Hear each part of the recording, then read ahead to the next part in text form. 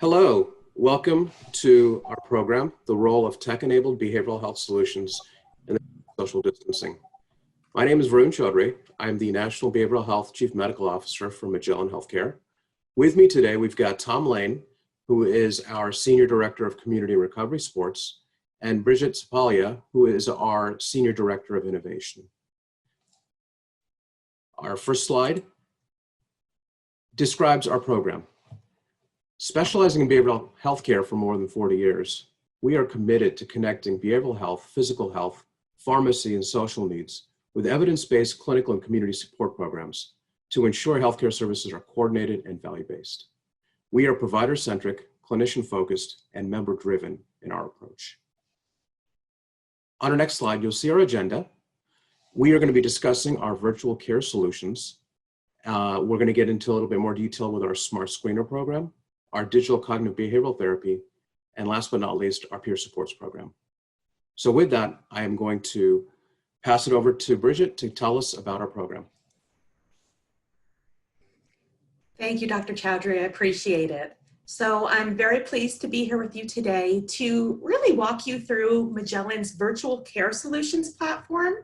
This is a digital platform that its goal is to identify individuals with the most common behavioral health conditions sooner, and also to help gear them toward the appropriate evidence-based solutions, depending what they might be experiencing.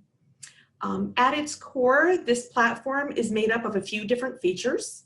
That includes our behavioral health smart screener that I'll explain in more detail in just a moment, our digital cognitive behavioral therapy programs, and also we have a resource library of additional articles, assessments, and videos that are searchable according to really any medical or behavioral health condition.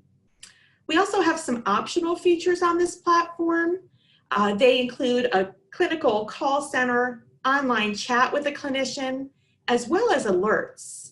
And this is really important because in some instances, if a member were to indicate a high or a severe level condition, we would want to ensure that we were able to send an alert to a clinician or a case manager who could follow up with that individual and to ensure that they had access to any resources that would be helpful, whether that would be additional face-to-face appointments or therapies or additional resources, even those within the community.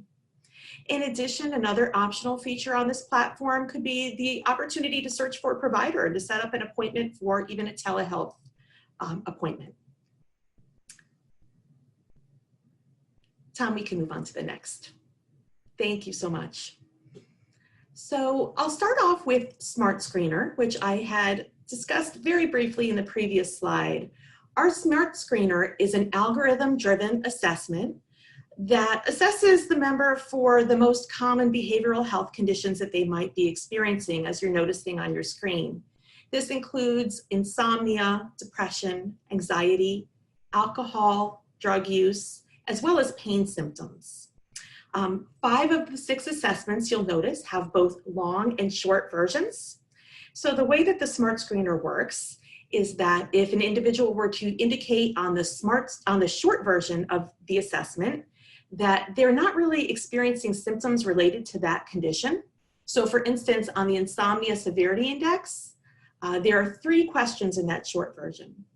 If they indicate on those first 3 questions they're not experiencing any sleep problems, then that particular individual would move on to the next assessment for the next condition, which is depression. If they were to indicate, however, on that short version or those 3 initial questions that they are experiencing some problems with their sleep, then they would be given the remaining 4 questions or the long version of that assessment so that we could get a thorough understanding of exactly what their problem was with sleep, as well as the severity of that condition. Based upon, Tom, if we can move on to the next slide as well, thank you. Then based upon what an individual would indicate during that Smart Screener assessment for those 6 conditions that I mentioned, they would actually be taken to what's called a My Plan page. This is a recommendation page on our VCS platform where they're offered additional tools, digital tools, to help them with any conditions that they might be experiencing. This is a way that we can really capture a baseline of what that individual might be experiencing and get them toward the appropriate evidence-based solutions. Now, of course, the My Plan page includes access to our digital tools, but as I mentioned earlier, we also do have the option to set them up with the additional alerts or clinical features as well, as I'd mentioned in the very beginning, so that those who were experiencing more severe level conditions would also be receiving other intervention as well. Tom, if we can move along, thank you. Part of that My Plan page that I just talked about, a big part of it is actually offering Magellan's digital cognitive behavioral therapy programs. We have a suite of 6 programs that you'll see listed here for the most common behavioral health conditions, including depression, insomnia, anxiety, that's generalized anxiety as well as panic and phobia, chronic pain, obsessive compulsive disorder, as well as substance use disorder, and that includes both drug and alcohol use. These programs are really appropriate for any adult ages 18 and over. The only people that we would not recommend them for would perhaps be those that would be actively psychotic or experiencing some severe cognitive difficulties. But otherwise, this is a suite of digital programs that are very user-friendly, that have been used across all kinds of populations, including Medicare, Medicaid, employer populations, health plans, you name it. Our programs, this is true digital cognitive behavioral therapy, which is very similar to what's traditionally delivered in a clinician's office face-to-face.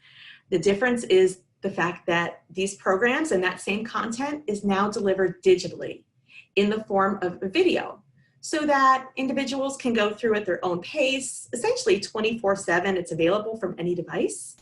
And as you're noticing on your screen, it shares a lot of very useful content to help individuals to better understand problematic thinking patterns, which is core to cognitive behavioral therapy.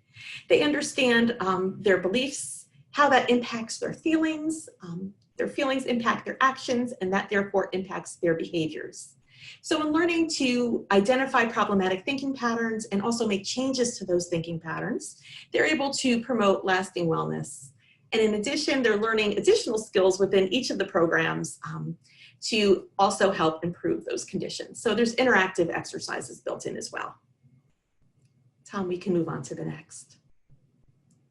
So with all of this cognitive behavioral therapy that they're learning in these digital tools, we are very proud to share with you some of the randomized controlled trials and some of the outcomes and the efficacy associated with each of the programs that I just mentioned. Each of them were studied randomized controlled trials, as I had mentioned, and sometimes they've been in use for over 2 decades. So these are certainly programs that have been used consistently through the years, and of course, we're very proud of them. Our insomnia program has been shown to improve sleep in 80% of those individuals that use it, and actually to reduce specialty care by about 2/3, as well as to improve workplace performance of individuals that are completing the program. Our depression program has been shown to improve the severity of the symptoms of that depression by more than half. Our anxiety programs have an effectiveness of 63%. Substance use program has been shown to reduce hazardous use by 72%. And our program for obsessive compulsive disorder has been shown to give individuals back close to 3.5 hours in a day. And that's time that they would typically spend obsessing or ritualizing. Tom, if we can move on to the next, thank you. So obviously, we're all dealing right now with a pandemic situation. Life has changed for all of us pretty drastically. One of the things that Magellan has done for the public, that's both frontline workers that have been out there now for several months, helping individuals that are struggling with COVID, or even for Americans in general, since we're really all impacted by this. And it certainly impacts our emotional state and our well-being, is Magellan is offering a whole bunch of services actually free of charge to the public. Anyone can go to magellanhealthcare.com, and there's a banner that's listed as COVID-19. They can actually access all of the resources that Magellan Health has actually put out there. In addition, though, one of them that's available, and one of them that's one of the digital tools that I've been referring to, is our cognitive behavioral therapy program for insomnia called Restore. We're really pleased to be able to offer that free of charge to anyone that is struggling with their sleep because of the current situation. We want to make it available to you. We did recently make it available at this time, close to, actually, even since the data that you're seeing on your screen, we've had even more people register. At this point, we have close to 400 Americans that have registered for the program. At this point, I know it's saying 41%, but we actually have about 42% of those individuals at this point that have accessed the program. We actually have people completing the program now as well. So we're pleased to be able to provide that to anyone. And if anyone is struggling with their sleep, or if you know of an American that is, we would encourage you to share this information with them so that they can also access the program. Thanks, Tom. One more thing I'd like to share with you is some of the most recent innovation that we've been working on. You know, up until this point, I've been really discussing with you programs that are appropriate for adults, 18 and over. But as we're probably all too aware of, the prevalence of anxiety and depression is really increasing tremendously among youth in our nation. And Magellan really wanted to get ahead of that trend, and we wanted to be very proactive at addressing it. So what we've developed is an expansion into the pediatric and adolescent market. We've created a smart screener, similar to the one that I had just discussed with you for adults, only this one assesses for the most common conditions that pediatrics and adolescents might be experiencing. So that includes the conditions of anxiety, depression, and trauma. We've got a smart screener for ages 6 to 11 and another for ages 12 to 17. Once again, just earlier identification for these children so that we can gear them toward the appropriate evidence-based solutions.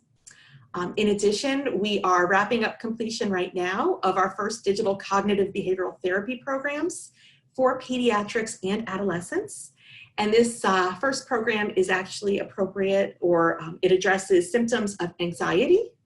So we have an anxiety program for children ages 6 to 11, and we have a companion caregiver program for their parents, guardians, or another trusted adult, so that they can support the child as they're working their way through the program. In addition, we have an adolescent program for those teens ages 12 to 17, and a companion caregiver program for them as well for their caregivers, so that they can also support those teens as they're working their way through the program. So thank you for your time. I was happy to share with you some of the digital technology that Magellan is very proud of and happy to offer to everyone. I'm going to turn it over to you now, Tom, so that you can discuss a little bit more about our peer support.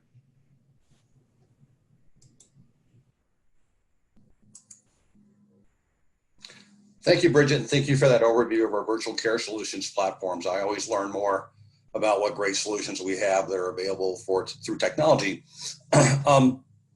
We wanted to make sure that we included information today about Magellan's peer support program. Magellan's been doing peer support for over 20 years. We were one of the first managed care companies to use reinvestment dollars in Iowa to actually develop peer supports who can provide services to people in the community and in provider settings. It's an evidence-based practice. Lots of different peer-driven interventions are out there. One of the most popular and longest ones that's available is Wellness Recovery Action Planning, or WRAP. That's been around for probably 25, 30 plus years now. Very effective, been researched, and again is recognized as an evidence-based practice for peer-delivered services. Additionally, peer support whole health and resiliency is another type of peer support that addresses whole health.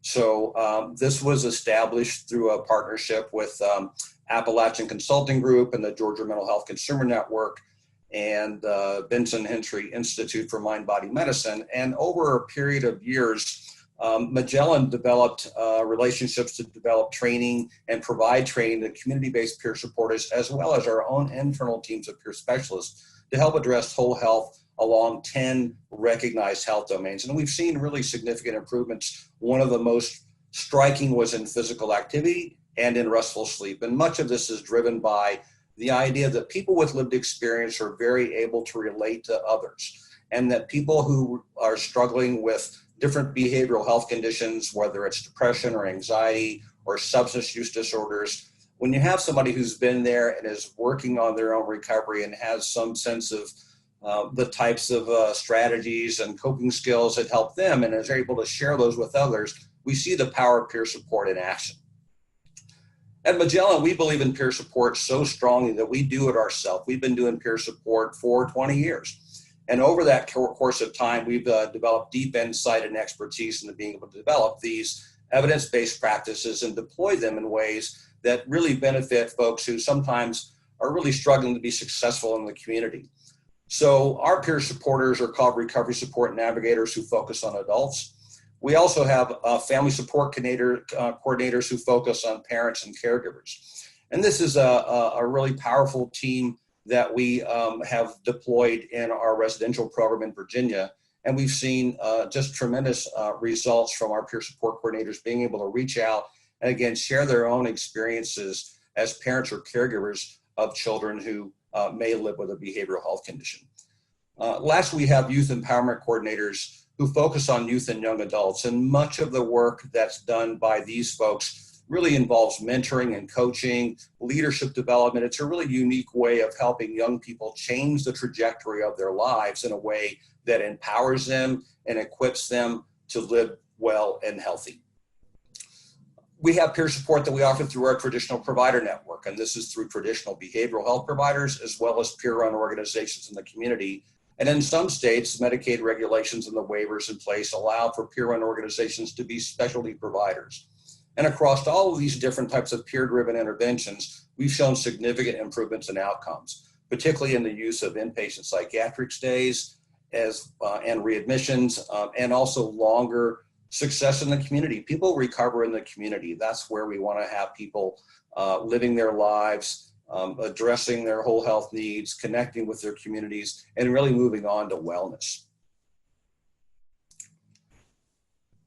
With all the COVID-19 response, we've seen so quickly in the last couple of months a complete transition to the use of digitally delivered services in many forms of healthcare. Tech-enabled peer support has actually been around for quite a while. We think about warm lines, which are telephonic non-crisis lines provided by trained peers. We have chat lines, virtual 12-step communities have been around for years. So peer support through technology is not new. What we have seen that we've had to address is having to move to technology instead of face-to-face relationship building. And that's sometimes a challenge. So there's been this rapid development of video-enabled synchronous engagement. And Magellan's really worked hard to become skilled at doing this and to be able to learn a new set of skills that's required to deliver digital peer support. We were one of the first managed care companies to put all of our peer support specialists, whether they're recovery support navigators, family support coordinators, or youth empowerment coordinators, through digital peer support training that's been offered through Dartmouth and Dr. Karen Fortuna, who's one of the world's leading researchers in the area of digitally delivered peer support. There's a lot of work that we still have to do. I think digitally delivered peer support is here to stay. It can provide access services to people who might not otherwise be able to get them, who are isolated. So as we have our learnings that we're experiencing over the last couple of months in general and moving forward and leveraging lessons learned from using warm lines for many years now, there are over 100 warm lines in action across the United States, that we're developing practice guidelines and promising and best practices for digitally delivered peer support. Because we have to. We want to make sure that what we're doing is effective and really meets people where they're at in ways that promote their recovery. Some of the things that we're still looking at is comparing outcomes from digitally delivered peer support versus in-person. There's also attention being paid to the impact of group peer support being provided through technology or one-on-one. So we're kind of in a new area of blazing trails, frankly, and a lot of what we're learning we want to be sure to pass on to others so that we can all learn together as we operate in this new environment. I wanted to take just a minute and talk about another aspect of how we can use technology to support others. And we're very fortunate to have a great colleague that we all work with, Greg DeSherry, who can't join us today.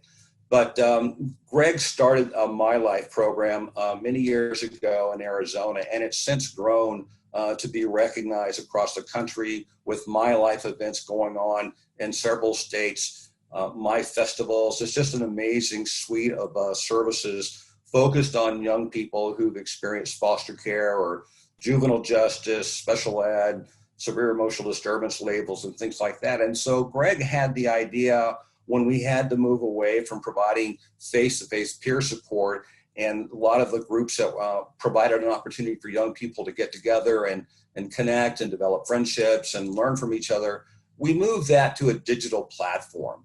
And so what I'm displaying here is just one of our recent, we do this every Thursday. We had our 7th virtual MyFest yesterday. It was great. Back on May 14th, our focus was on foster care. We had a great suite of speakers that are nationally recognized. Six to Cancel was on the cover of Forbes. So it's just amazing the number of people who stepped up and helped us make our virtual youth festivals a success. And you can see there at the bottom some of the many partners we have from across the country. So there are lots of different ways that we're being responsive to the new normal that involves physical distancing to make these opportunities available, particularly as people are graduating from high school without really being able to enjoy the celebration that many of us had. And so one of our focus yesterday, which was very gratifying, was looking and recognizing youth who are graduating. So again, technology is here to stay in terms of a way for us to have another channel to reach people. And I just really appreciate Magellan's providing the opportunity for us to do that work, because we know it works and we help people recover. I'm going to turn it back over to Dr. Choudhary now. Thank you, Tom. Thank you, Bridget, for giving us an overview of our virtual care solutions program and our digital peer supports. If you have any further questions or want to get more information on these programs, please visit our virtual booth or visit our website. Thank you very much for joining us.